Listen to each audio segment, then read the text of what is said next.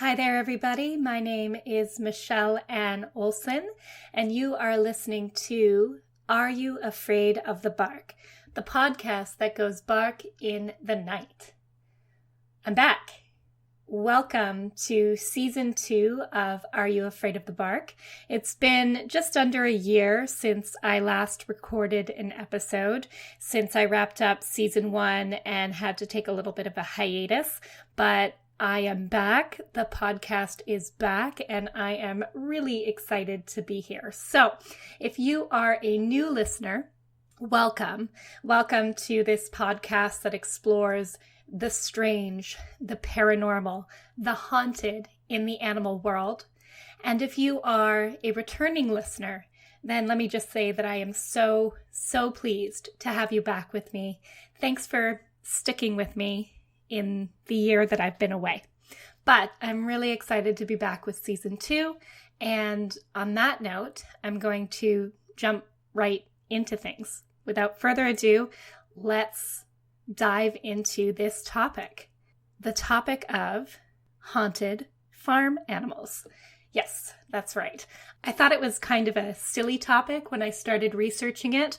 I mean, how scary are ghost chickens and geese and pigs? But the more I researched, the more I came across these genuinely bone-chilling stories. So I hope that you enjoy these stories and that I can maybe even give you a whole new category of animal spirits to be frightened of, the ghosts of farm animals.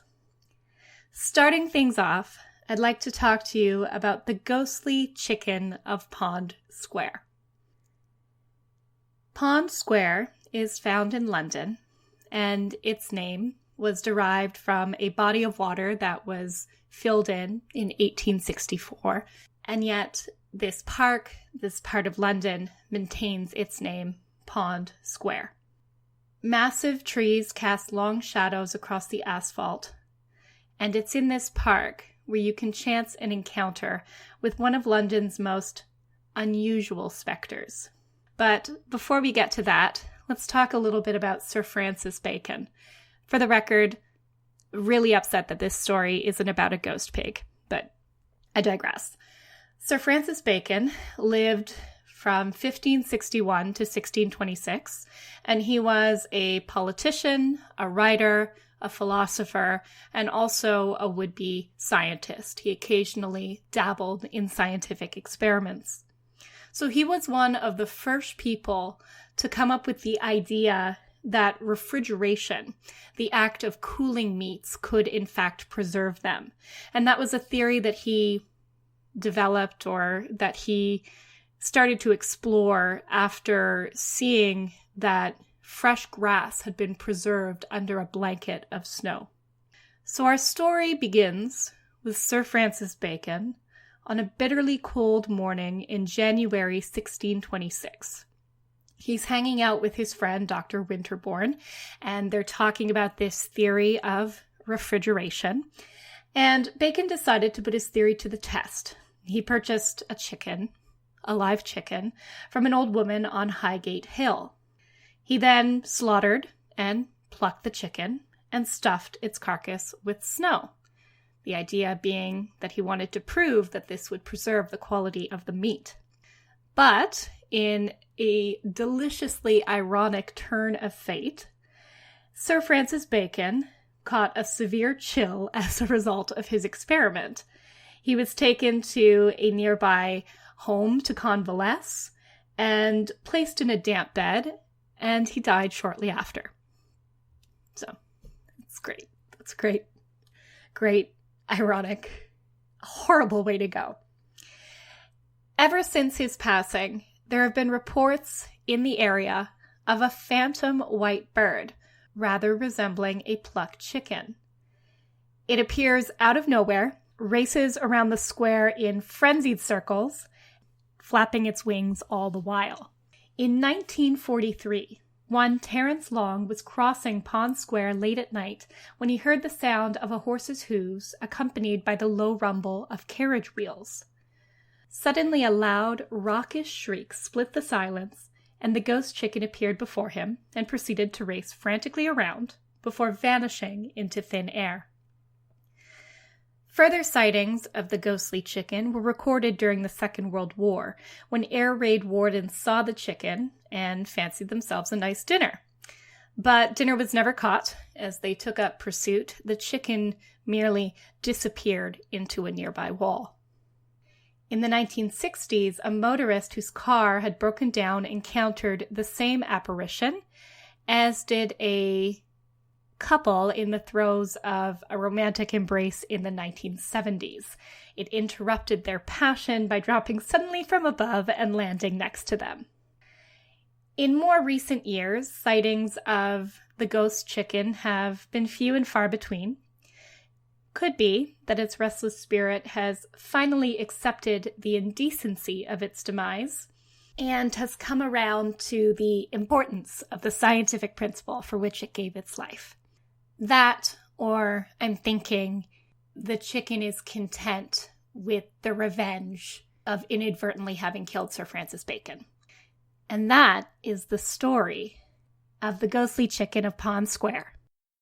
I feel that I have to mention, so I read these stories from notes that I research and write in advance of recording, and sometimes it's a little while between writing them and reading them out to you. And I seem to have written a note at the end of this story. It just says Poultrygeist. So I thought that was really funny, probably in the middle of the night when I wrote these notes. So I'll just leave you with that. Poultrygeist. That's some top grade humor. Moving on to our next haunted farm animal. We're going to keep things in the avian family by talking quickly about the ghost goose of Melsonby in Yorkshire. The ghost hunter Elliot O'Donnell tells a story of a farmer who was driving a horse and buggy along the road in Melsonby when his horse suddenly shied and bolted. The farmer wrestled with the reins and finally got the horse under control, although the horse was still running very quickly. He was at a loss to the reason for the horse's sudden fear when he saw beside the carriage what appeared to be a large white goose waddling along the road, the way that geese do, yet traveling over the ground as fast as his horse was. When they reached the churchyard, to the farmer's immense relief, though I can't quite imagine why, the goose turned in through the closed and locked gates and passed straight through them. This same spectral goose has been seen by several people and does seem to have a propensity for spooking horses in the area. Up next is the story of the Merivale pigs, and I found several versions of this story on various tourism websites, historical websites, paranormal websites, even in the book that I consult from time to time called Haunted Pet Stories by Mary Beth Crane. I found a few versions of this tale, and I'm going to read to you what I think is the best and most comprehensive version of this story. And I just wanted to acknowledge that I'm reading from the website Legendary Dartmoor. It was a dark, foggy night, and the moor was as still as the grave. Not a fox barked or an owl hooted. Times such as these, everybody should be firmly shuttered up in front of a warm peat fire, and if they weren't, they wished they were. One poor soul found himself traveling across the moor from Morton Hampstead to Princetown. The cold, damp mist swirled across the moor in waves. One moment it would be just about possible to make out the road, and then, in an instant, it was engulfed in a dense cloud. In such conditions, any sound will travel for miles, and so the traveler's footsteps seemed to echo all around him. The man knew the road fairly well, only too sure of the fact that on each side were the derelict stone huts of the ancient moorfolk. Occasionally, he could make out the silhouette of a low, circular wall, and at times it seemed as if figures were stood in the granite doorways. The traveler pulled his coat collar up as far as it would go in an effort to hide from the horrors of the night. By his reckoning, it must have been getting on midnight, which meant there would be little chance of a warming drink at the new inn. Besides, from the stories he had heard about that particular inn, it was preferable to simply carry on with his journey. After climbing the short, steep road that winds up from where the Curlycomb Brook bubbles under the track, the route became flat. From here the man could see that his supposition about the new inn was correct. Not a light could be seen. Ahead he could see a huge, dark figure stood in the road. It appeared to be staring intently in his direction. The man faltered, stood, and listened. Not a sound apart from the gurgling of the Walla Brook down in the valley. Still the figure stood defiantly, as if daring anybody to pass. With a sigh, the man bravely strode forward to meet whatever creature of the night was waiting for him. A slight breeze wafted across the ridgetop and momentarily cleared the mist, allowing the man to get a good look at the big, black, sinister figure of a pony nonchalantly stood in the road. The traveler smiled to himself. He had been out in the mist enough to know that everything seems about 5 times larger than it actually is. The closer he got to the pony, the more it gradually shrunk until it returned to its normal size. The man double-clicked his tongue and the animal slowly sauntered to the roadside. Suddenly, to his left, the figure of a large, thin man loomed out of the murky night, his shoulders hunched down and his arms by his side. Again the traveler smiled. "Ah, I've reached Bennett's Cross then," he whispered to himself. "I'll soon be at Postbridge." He saluted to the old, silent granite cross as he passed. Wow, this story has a lot of fake-outs. Onwards he trudged, past the shuttered inn, all sign of life extinguished like a candle. By now he was starting to get tired.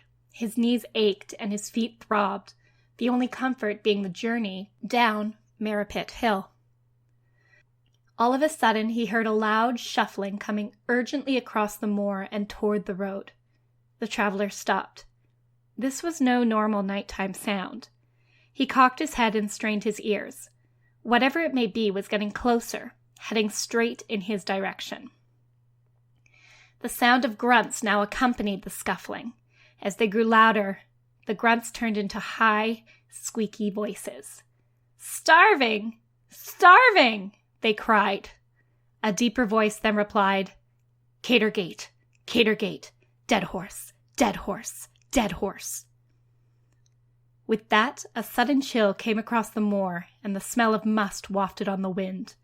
Then the ghostly figure of an old sow and her litter of piglets appeared from nowhere. They appeared to be bathed in a dim green light and were almost transparent. The pigs seemed to be oblivious of the traveler's presence. They shuffled across the road, headed off in the direction of Cater. A couple of days later, the traveler was recounting his story of the ghost pigs to an old Mormon. "Ah," he said, "the ghost pigs of Merripit Hill. They've been haunting that moor for 200 years. The old boy took a deep swig of his cider, wiped his mouth with the back of his hand, and slowly nodded. "Tell you something else. If you had followed him to Cater Gate, you would have heard the rest of the tale."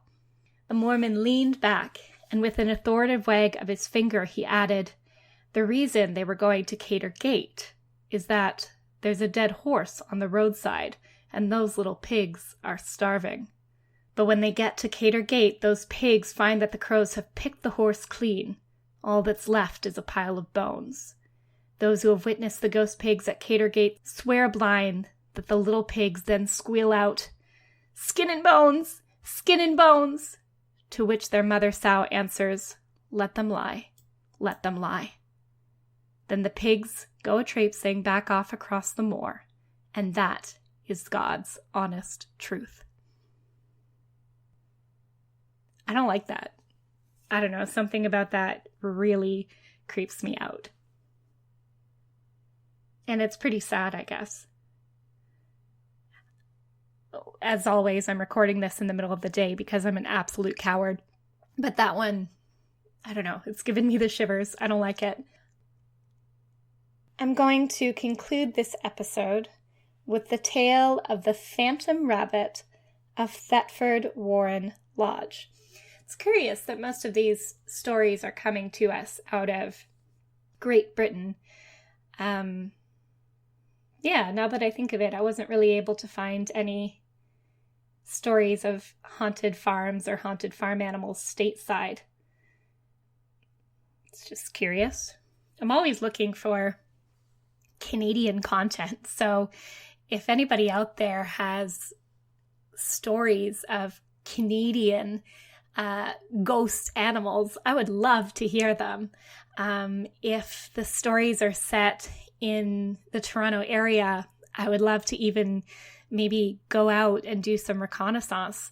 I know that a story next week will take place in and around the Great Lakes, so that's sort of local, I guess. But yeah, as sort of an aside, if you have any stories of Canadian animal ghosts, please let me know. I'd love to make things a little bit more local, but I have had some more trouble finding those stories. All right, the Phantom Rabbit of Thetford Warren Lodge. Thetford Warren Lodge was built around the 1400s, a few miles west of Thetford, at the bequest of the prior of Our Lady's Priory, and the prior had royal approval to hunt small game, and he was keen to protect his livelihood by constructing this defensive lodge that could repel poachers. In 15th century England, rabbits were a luxury item.